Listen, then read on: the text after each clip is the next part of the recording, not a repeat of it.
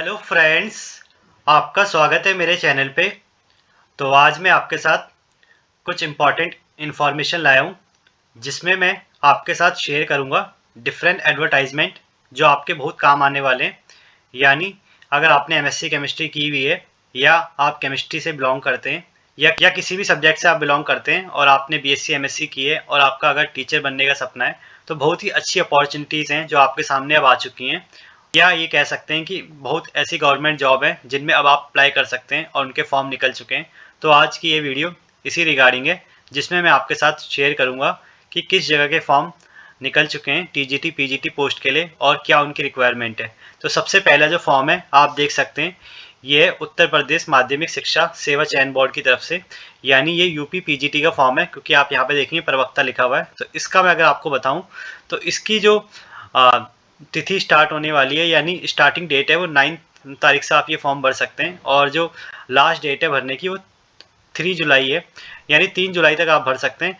और अगर आपकी वो फीस और जो फीस सबमिट करने की डेट है वो 6 जुलाई है। तो यानी कहने का मतलब है आप 3 जुलाई तक ही लास्ट डेट मानिए, आपको उससे पहले पहले अगर आप सारी चीज़ें कर लेंगे तो बहुत बढ़िया। और आप पीजीटी केमिस्ट्री के लिए पोस्ट कितनी है वो मैं आपको बता देता हूँ, तो आपको मैं दिखा दूँ। पोस्ट से पहले आप देखिए यहाँ पे फीस लिखा हुआ है, तो सामान्य की जो फीस है वो 750 है, यानी आपकी जो फॉर्म की फीस होगी वो 750 होगी। और ईडब्ल्यूएस के लिए फीस जो है वो 650 है, और अन्य पिछड़ा वर्ग के लिए भी 750 है, और अनुसूचित जाति यानी एससी के लिए और 450 है, और अनुसूचित जनजाति के लिए एसटी के लिए 250 रुपये फीस है।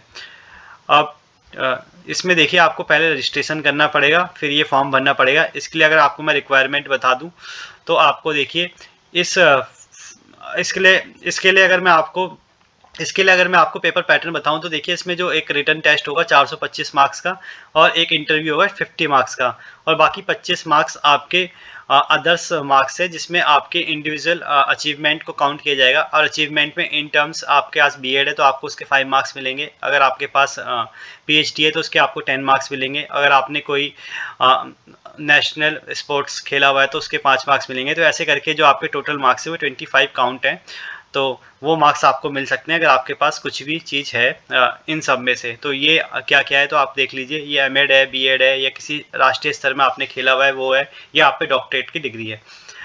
डॉक्टरेट की डिग्री के सबसे ज़्यादा मार्क्स है 10 मार्क्स है। अच्छा, जो टोटल है वो 500 मार्क्स का यानी पेपर हो जाएगा, 425 का रिटर्न, 50 मार्क्स का आपका इंटरव्यू और 25 मार्क्स आपके अदर्स अचीवमेंट के। तो उससे आपकी लास्ट कट ऑफ आएगी और फिर आप सिलेक्ट होंगे किसी भी पोस्ट के लिए। अच्छा, जो रिटन टेस्ट है वो आपका मल्टीपल चॉइस क्वेश्चन ही रहेगा, और 425 मार्क्स का ये रिटन टेस्ट है। तो जनरली जो क्वेश्चन होते हैं इसमें या तो 120 होते हैं या 125 होते हैं, एग्जैक्ट नंबर अभी मुझे याद नहीं आ। अब मैं आपको आगे ये बता दूं कि आपकी नंबर ऑफ पोस्ट कितनी है। तो आप देख लीजिए नंबर ऑफ पोस्ट जो है, तो अगर मैं रसायन विज्ञान की बात करूं तो जनरल में जो पोस्ट है वो 30 पोस्ट आई है इस बार, और जो आपकी ओबीसी में पोस्ट है वो 9 पोस्ट है, और एससी और एसटी दोनों में पोस्ट है नहीं। केमिस्ट्री में स्पेशल में बात कर रहा हूँ, रसायन विज्ञान में तो 39 टोटल पोस्ट ओनली आई है। और बाकी आप डिफरेंट सब्जेक्ट जिससे भी आप बिलोंग करते हैं उन सबकी पोस्ट भी आप देख सकते हैं। भौतिक विज्ञान आप फिजिक्स में आप यानी देख सकते हैं 24 पोस्ट जनरल के लिए, 12 पोस्ट ओबीसी के लिए, 2 पोस्ट एससी के लिए। तो टोटल पोस्ट यहाँ पे 38 ही आई है ओनली। तो ऐसे ही हिंदी के लिए आप देखेंगे सबसे ज़्यादा पोस्ट दिख रही है यहाँ पे 53 जनरल में, और साथ में बालिका वर्ग के लिए भी आप देख सकते हैं। अच्छा, ये जो था ऊपर बालक वर्ग के लिए था, यानी जो भी बॉयज़ स्कूल है उनके लिए ये पोस्ट थी, और बालिका वर्ग के लिए यानी गर्ल्स स्कूल के लिए अगर मैं पोस्ट दिखाऊं तो आप देखेंगे यहाँ पे जो पोस्ट है वो है नहीं रसायन विज्ञान के लिए, यानी रसायन विज्ञान के लिए कोई भी पोस्ट बालिका वर्ग में नहीं है।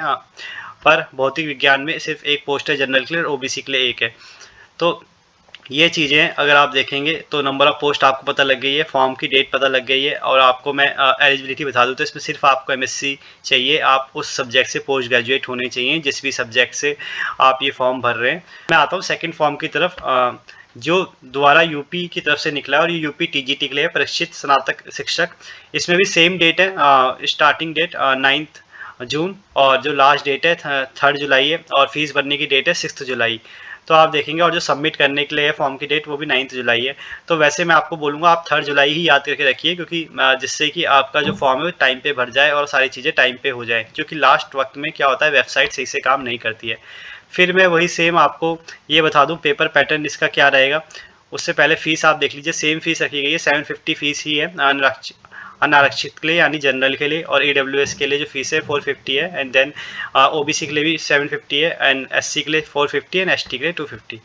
अब आप यहाँ पे देखेंगे शैक्षिक योग्यता में लिखा हुआ है कि आपके पास BSc प्लस B.Ed होना चाहिए। याद रखना, आपके पास BSc प्लस B.Ed यानी आप जिस भी सब्जेक्ट से भर रहे हैं TGT के लिए, तो आपके पास ग्रेजुएशन प्लस कोई भी डिग्री होनी चाहिए in terms of education degree, जैसे डिप्लोमा भी होता है कई लोगों पे, और तो 2 ईयर का डिप्लोमा या आप पे B.Ed होनी चाहिए। एज आप देख सकते हैं, आपकी जो एज है 21 वर्ष से कम नहीं होनी चाहिए, यानी 21 ईयर तक आप मिनिमम होनी चाहिए, तभी आप इस फॉर्म को भर सकते हैं।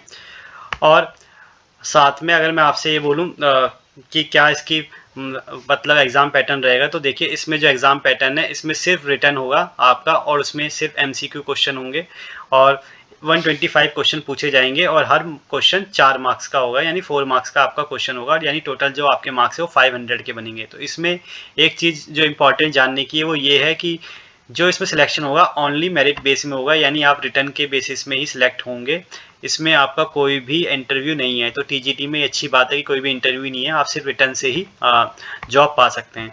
आपको यहाँ पे साइंस पे फोकस करवाऊंगा, तो विज्ञान में आप देखिए जनरल में सीट है वो 285 है, OBC में 135 है, और SC में आपकी 79 सीट है, तो यानी टोटल सीट आपकी 500 के करीब है, यानी 499। और तो ये विज्ञान सब्जेक्ट अच्छा, इसकी एलिजिबिलिटी भी मैं आपको बता दूं, तो विज्ञान सब्जेक्ट वही भर सकते हैं जिनकी फिजिक्स और केमिस्ट्री होनी चाहिए ड्यूरिंग ग्रेजुएशन। अगर आपकी फिजिक्स केमिस्ट्री ड्यूरिंग ग्रेजुएशन नहीं है तो आप नहीं भर सकते, ये चीज़ याद रखिएगा बिल्कुल। आपकी फिजिक्स केमिस्ट्री कंपलसरी होनी चाहिए BSc, यानी जो आपकी BSc वो नॉर्मल होनी चाहिए, फिजिक्स और केमिस्ट्री दोनों वाली। अगर आपकी ये नहीं है तो आप नहीं भर सकते, मैं पहले ही आपको बता रहा हूँ। और मैथ में आप देखेंगे इसके बाद सबसे ज़्यादा सीट दिख रही है यहाँ पे 296 है जनरल में, और OBC में 147 और SC में 65, तो 508 सीट आपकी मैथ में है। इंग्लिश में और भी ज़्यादा सीट है 511, तो सबसे ज़्यादा सीट अगर मैं देखूँ तो 511 इंग्लिश में ही है। अच्छा, ये फिर बालक वर्ग के लिए था, यानी बॉयज़ स्कूल के लिए था, और गर्ल्स स्कूल की अगर मैं बात करूँ तो आप देखेंगे गर्ल्स स्कूल में विज्ञान की जो सीट है जनरल में 25 है, OBC में 12 है, और SC में 4 है, और ST में 0 सीट है। अच्छा, एक चीज़ याद रखिएगा कि जो लड़कियां हैं वो बालक वर्ग में फॉर्म भर सकती हैं, और या उनकी मर्जी है, या वो बालिका वर्ग में भर सकती हैं, पर लड़के सिर्फ बालक वर्ग में ही फॉर्म भर सकते हैं, यानी वो सिर्फ बॉयज़ स्कूल में ही पढ़ा सकते हैं। तो उनको जो फॉर्म है वो बालक वर्ग में ही भरना है, जो बॉयज़ हैं वो बालक वर्ग में ही अपना फॉर्म भरें, और जो लड़कियां हैं वो चाहे तो बालक वर्ग में फॉर्म भर सकती हैं और वहाँ कम्पीट कर सकती हैं, या वो बालिका वर्ग में भर सकती हैं और वहाँ कम्पीट कर सकती हैं।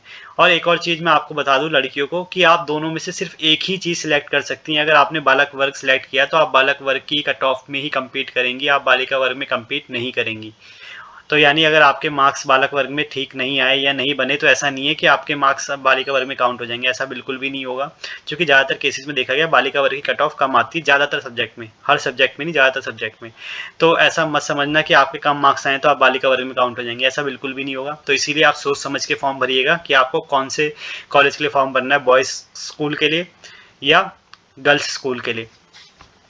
अब तो ये सब तो बातें थी आपकी फॉर्म की, और मैं आपको एलिजिबिलिटी क्राइटेरिया दोबारा यहाँ पे दिखा दूँ। तो एलिजिबिलिटी क्राइटेरिया विज्ञान का देखिए आपको, तो आप देखिए इसमें साफ साफ लिखा हुआ है आपके पास भौतिक विज्ञान तथा रसायन विज्ञान के साथ BSc होनी चाहिए, प्लस हाँ B.Ed अनिवार्य है TGT के लिए।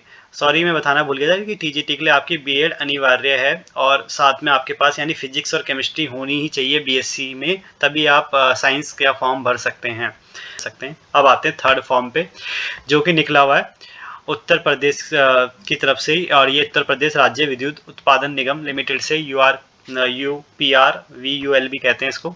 तो इसमें आप देखेंगे इसमें आपकी एक और पोस्ट निकली हुई है मुख्य रसायनिक की, जिसमें आपकी 3 पोस्ट है जनरल की, और OBC NCL non creamy layer की 1, SC की 1 और ST की 0, यानी जो टोटल पोस्ट है आपकी वो बनती है आपकी 5 पोस्ट निकली हुई है मुख्य रसायनिक की। मतलब आप केमिस्ट की पोस्ट में अप्लाई कर सकते हैं इसमें, और इसमें जो आपकी आयु सीमा होनी चाहिए वो 21 से 40 ईयर्स के बीच में होनी चाहिए। और इसमें आप देखेंगे आपके पास क्या होना चाहिए, तो यहाँ पे साफ साफ लिखा हुआ है कि आपके पास MSc होनी चाहिए या प्रथम श्रेणी में BSc होनी चाहिए, यानी आप या तो MSc आपके पास हो या आपके पास BSc हो।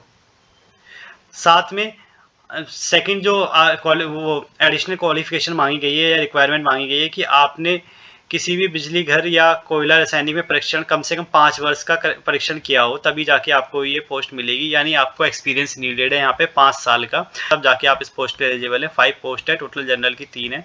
तो अगर आप इससे बिलोंग करते हैं तो आप इस फॉर्म को भर सकते हैं। तो फॉर्म भरने का आप देखेंगे जो पैसे हैं वो है 826। और फॉर्म भरने के अगर मैं आपको वो बताऊं अमाउंट कितना लगेगा, तो 826 आपका अमाउंट लगेगा जीएसटी सहित। यहाँ पे आपको ये भी दे रखा है कि इसमें एग्जाम पैटर्न क्या होगा। तो सीबीटी मोड होगा, कंप्यूटर बेस्ड टेस्ट होगा, 3 घंटे का होगा। 28% आपको मिनिमम लाने और 33% आपको या तब लाने जब आप जनरल में, तो मिनिमम लाने। उसके बाद आपका दूसरा क्या होगा, आपका ये तो मतलब दो टाइप के इसके टेस्ट होंगे। तो पहले में तो होगा 2 पार्ट में इसके टेस्ट होंगे। तो पहले में 150 क्वेश्चन होंगे, जिसमें आपके हर एक क्वेश्चन का जो मार्क्स होगा वो 1 नंबर का होगा, 1/4 नेगेटिव मार्किंग की। दूसरा आपका रीजनिंग का टेस्ट होगा, जिसमें आपका फिर 1 नंबर का मार्क्स होगा, 1/4 की नेगेटिव मार्किंग होगी। उसके बाद जैसे आप ये सीबीटी ये क्लियर कर देते हैं, तो आपको यहाँ पे ये दे रखिए पूरी चयन पर। उसके बाद जैसे आप ये एग्जाम क्लियर कर लेते हैं, उसके बाद 3 गुना अभ्यर्थी को यानी 3 टाइम्स मोर कैंडिडेट को साक्षात्कार के लिए बुलाया जाएगा, यानी इंटरव्यू के लिए बुलाया जाएगा। तो ये चीज़ भी आप ध्यान रखिए। तो ये पूरा एग्जाम पैटर्न है, यानी इसमें आपको 2 पार्ट में आपका एग्जाम होगा। एक पार्ट में आपके केमिस्ट्री का ही पूछा जाएगा, दूसरे पार्ट में आपका रीजनिंग का पूछा जाएगा, या सामान्य हिंदी, सामान्य ज्ञान या तार्किक ज्ञान होगा। ये लिखा हुआ सामान्य हिंदी, सामान्य ज्ञान, तार्किक ज्ञान। तो मैंने इसका अमाउंट आपको बता दिया है। अच्छा, लास्ट डेट मैं इसकी बता 25 जून है और स्टार्टिंग डेट आपकी 4 जून थी। तो आप इसके बीच में ये फॉर्म भर लीजिए और पेमेंट कर दीजिए। तो आपको जो वेबसाइट चुननी है वो UPRVUNL है। इसमें जाके आप ये फॉर्म भर सकते हैं अगर आप इस रिक्वायरमेंट को फुलफिल करते हैं। तो फोर्थ एंड लास्ट फॉर्म जो है, जो और भी इम्पॉर्टेंट हो जाता है, क्योंकि ये फिर टीचिंग रिक्वायरमेंट के लिए, और ये फॉर्म है एटॉमिक एनर्जी एजुकेशन सोसाइटी की तरफ से, यानी AEES की तरफ से। तो आप देखेंगे यहाँ पे पीजीटी की पोस्ट निकली हुई है। तो पीजीटी की पोस्ट के लिए मैं आपको दिखा दूँ, मैं केमिस्ट्री में ज़्यादा फोकस करता हूँ, तो केमिस्ट्री में आपको दिखाऊँ। तो केमिस्ट्री में आपके यहाँ पे देखेंगे पोस्ट UR के लिए एक पोस्ट है, यानी आप अगर जनरल कैटेगरी से है तो आप इस फॉर्म में अप्लाई कर सकते हैं। यहाँ पे एक पोस्ट है जनरल की। और टीजीटी के लिए अगर मैं केमिस्ट्री की बात करूँ, देखिए लिखा हुआ केमिस्ट्री/बायोलॉजी। तो वहाँ पे जो पोस्ट है आप देखेंगे जनरल के लिए 6 निकली हुई है और एक पोस्ट ओबीसी के लिए निकली हुई है। तो टोटल पोस्ट 7 निकली हुई है। तो आप इस फॉर्म को भी भर सकते हैं। अगर आपके पास बीएड है और ग्रेजुएशन है तो आप टीजीटी के लिए भर सकते हैं, और अगर आपके पास एमएससी है तो आप पीजीटी के लिए भर सकते हैं, एक पोस्ट के लिए। तो ये पोस्ट दोबारा से सेम पोस्ट दी हुई है, बताई हुई है। और इसकी मैं आपको एलिजिबिलिटी क्राइटेरिया बता दूँ तो साफ साफ लिखा हुआ है। देखिए, अगर आपको पीजीटी केमिस्ट्री भरना है तो आपको पोस्ट ग्रेजुएशन इन केमिस्ट्री होनी चाहिए, और साथ में बी पार्ट लिखा हुआ है कि बीएड और इक्विवेलेंट डिग्री भी होनी चाहिए। तो यानी आप देखिए यहाँ पे आपके पास बीएड होना कंपलसरी है। सॉरी, यहाँ पे पीजीटी के लिए भी बीएड कंपलसरी है। पहले मैंने बोला था सिर्फ एमएससी, पर यहाँ पे एमएससी नहीं है, यहाँ पे आपको पीजीटी के लिए भी बीएड चाहिए। और टीजीटी के लिए मैं आपको दिखाऊं तो टीजीटी हम बात कर रहे थे केमिस्ट्री की। तो केमिस्ट्री देखिए आपका एक सब्जेक्ट होना चाहिए आपकी ग्रेजुएशन में, या बॉटनी जूलॉजी भी आपकी ग्रेजुएशन में होना चाहिए, और साथ में बीएड होनी चाहिए, और साथ में आपका सीटेट का पेपर दूसरा भी क्वालिफाई होना चाहिए, तब जाके आप टीजीटी भर सकते हैं। तो इसमें 3 रिक्वायरमेंट जुड़ गई है। एक तो आपकी ग्रेजुएशन जुड़ गई है, एक आपकी बीएड जुड़ गई है, और तीसरी आपकी सीटेट जुड़ गई है। तो ये 3 रिक्वायरमेंट अगर आपके पास है तो तब जाके आप इस फॉर्म को भरिए। पीजीटी के लिए जो अपर एज है 40 ईयर्स है, टीजीटी के लिए जो अपर एज है वो 35 ईयर्स है। तो यानी 35 ईयर्स के लिए आप भर सकते हैं। बाकी जो एक नॉर्मल रिलैक्सेशन होता है हर जगह गवर्नमेंट जॉब में, वो है 5 ईयर्स का SC/ST कैंडिडेट के लिए। यहाँ पे मैं आपको एग्जाम पैटर्न बता देता हूँ। तो एग्जाम पैटर्न देखिए, यहाँ पे 100 क्वेश्चन आपसे पूछे जाएंगे, मल्टीपल चॉइस क्वेश्चन MCQ जो होंगे, जिसमें आपका जीएस आएगी, रीजनिंग आएगी, न्यूमेरिकल एबिलिटी आएगी, टीचिंग मेथोडोलॉजी आएगी, एंड सब्जेक्ट कंसर्न आएगा, जो भी सब्जेक्ट से आप बिलोंग करते हैं या जिसका भी फॉर्म आप भरेंगे। और सिलेबस UGC सिलेबस होगा पोस्ट ग्रेजुएशन के सब्जेक्ट के लिए जो होता है। 100 मार्क्स का आपका पेपर होगा, यानी 100 क्वेश्चन 100 मार्क्स के, और 2 आवर्स 30 मिनट यानी 2.5 घंटे आपको मिलेंगे।